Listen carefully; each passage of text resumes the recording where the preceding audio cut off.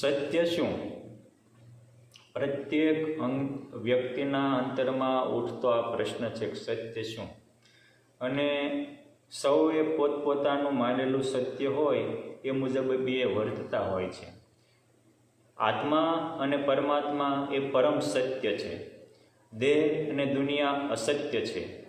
પરંતુ એ આત્મા અને પરમાત્માને પામવાનો રસ્તો શું? એ પરમ સત્ય સુધી કયું સત્ય સ્વીકારીએ તો આપણે પહોંચી શકીએ? આ મહત્ત્વનો મુદ્દો સમજવા જેવો છે. આપણને એવું થાય કે દુઃખ, દોષ અને મોત આ દેહને છે કે આત્માને? તો પહેલી દ્રષ્ટિએ આપણે બોલશું કે દેહને જ છે. જો દેહમાં જ દુઃખ, દોષ અને મોત હોય તો મરદાને પણ બાળે ત્યારે દુઃખ થવું પડે. મરદા પાસે કોઈ લાખો સોનામર કે સ્વર્ગની અપ્સરાઓ ઉતારે તો એમાં વિકાર થવા પડે અને મરદાને પણ મોતનો ભય લાગવો પડે. તો મરદામાં તો એ કાંઈ થતું નથી, તેમાંથી એકય વિકાર એને અડતા નથી. તો સ્પષ્ટ થયું કે દેહમાં નથી. દેહમાં હોય તો જીવ ચેતન અંદર હોય ત્યારે જે થાય એ જ મરદાને થવું પડે. દેહ તો પડ્યો છે. તો હવે બીજી વાત આવી કે આત્માને છે તો કે ના, આત્મા તો સ્વયં નિર્વિકારી છે. સ્વેન રૂપેણ સુખી સદા, જેનું સ્વરૂપ જ સુખરૂપ છે. એમાં દુઃખ ક્યાંથી હોય? સૂર્યના ઘરમાં અંધારું ન હોય, એમાં આત્મામાં કોઈ દુઃખ હોય નહીં. દોષ પણ હોય નહીં. કેમ? જે નિરંજન છે, નિર્દોષ છે, અખંડ છે, અવિનાશી છે, નિર્વિકલ્પ છે, એમાં દોષ ક્યાંથી સંભવે? મોત પણ હોય નહીં. કેમ? જે અછેદ્ય છે, અભેદ્ય છે, અજર છે, અમર છે. અમરને વળી મોત ક્યાંથી? તો દુઃખ, દોષ અને મોત નથી દેહને, નથી આત્માને, તો છે ક્યાં? આ સત્ય બહુ સમજવા જેવું છે. તો પ્રત્યેક વ્યક્તિની માન્યતામાં આ રહેલા છે.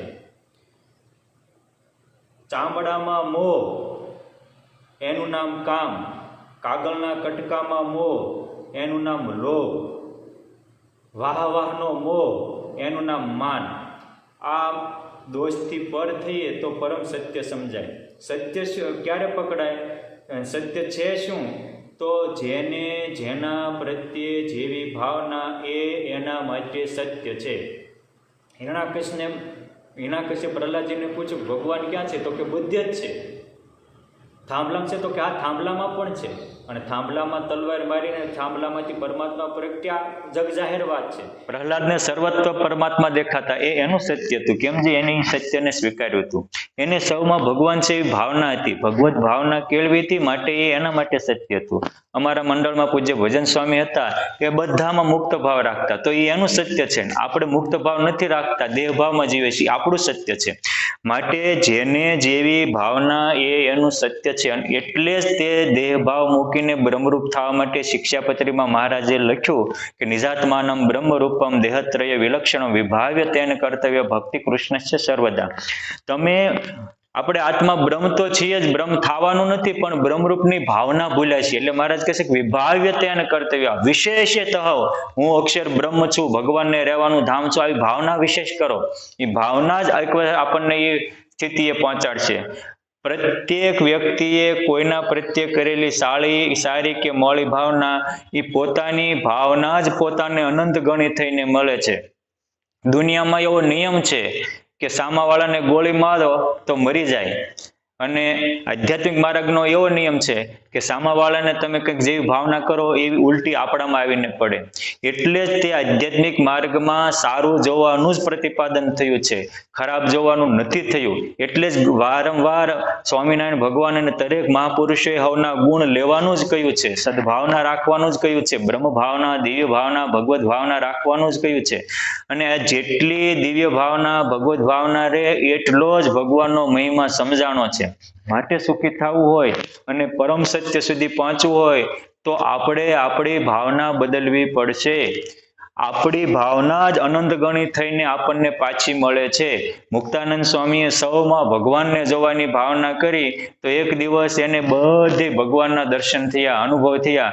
અને વ્યક્તિ તો બોલતા હતા, પણ તોય સ્વામી પોતાના અનુભવના રણકારમાંથી અનુભવીના પદમાં બોલ્યા કે અનુભવીને અંતરે રહે રામ વાસે રે. પછી તે બોલે, તે સાંભળે અને તે દ્રષ્ટિ પ્રકાશે રે. તે એટલે કોણ?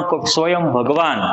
જ્યારે આપણા આત્મામાં પરમાત્માનો વાસ થાય પછી બોલનારા ભગવાન છે એવું ફિલિંગ થાય, ચાલનારા ભગવાન છે એવું ફિલિંગ થાય, જોનારા ભગવાન છે એવું ફિલિંગ થાય. મહાપુરુષ દાસજી સ્વામી અમરેલીમાં ગયા હતા અને અચાનક અમરેલીમાં અનેક પંડિતો આવીને સ્વામીને પ્રશ્નોત્તર કરવા માંડ્યા અને સ્વામી આ અંતરમાં પરમાત્માને ધારીને જે બોલવા માંડ્યા તે ગંગાના પ્રવાહની જેમ સંસ્કૃત ને બધી ભાષામાં એને ઉત્તર આપ્યા. પંડિતો આશ્ચર્ય પામી ગયા. પછી એમના સેવક રૂગ્નચરણ સ્વામીએ પૂછ્યું કે સ્વામી આ તમે આજે આટલું બધું ક્યાંથી આવી ગયા હતા? કે હું નહોતો બોલતો, મારો નાથ બોલતા હતા. આ અનુભવનો રણકાર છે. માટે સુખી થવું હોય તો હવમાં એ ભગવાન ધાર્યા હતા તો ભગવાન એમાં રહીને બોલ્યા. આપણે ભગવાનને દેહને જ ધારી રાખશું તો ભગવાન નહીં બોલે. માટે દેહધારી મટીને મૂર્તિધારી થઈએ, દેહ ભાવ મૂકીને ભગવદ ભાવ પકડીએ. સીધી બાબત છે કે જે પકડીએ એ પામીએ. જેવી ભાવના હોય એવું ફળ મળે. યાદૃશી ભાવના સિદ્ધિર ભવતી તાદૃશી. માટે જો સુખી થવું હોય અને પરમ સત્ય સુધી જવું હોય તો આપણે આપણી ભાવનાને સુધારીએ. ભાવના સુધરશે તો ભવ સુધરી જશે. ભાવના સુધરશે તો ભગવાન મળી જશે. અને ભાવના સુધરશે તો છતાં દેહે બ્રહ્મમહોલનો આનંદ અવની ઉપર રેલાશે.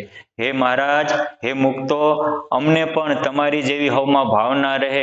સૌમાં અમે તમારો સ્વીકાર કરી શકીએ, તમારા દર્શન કરી શકીએ અને તમારા મય જ રહી શકીએ એવી શક્તિ, ભક્તિ ને પાત્રતા દેજો એવી આપના પાવન ચરણોમાં પ્રાર્થના. જય સ્વામિનારાયણ.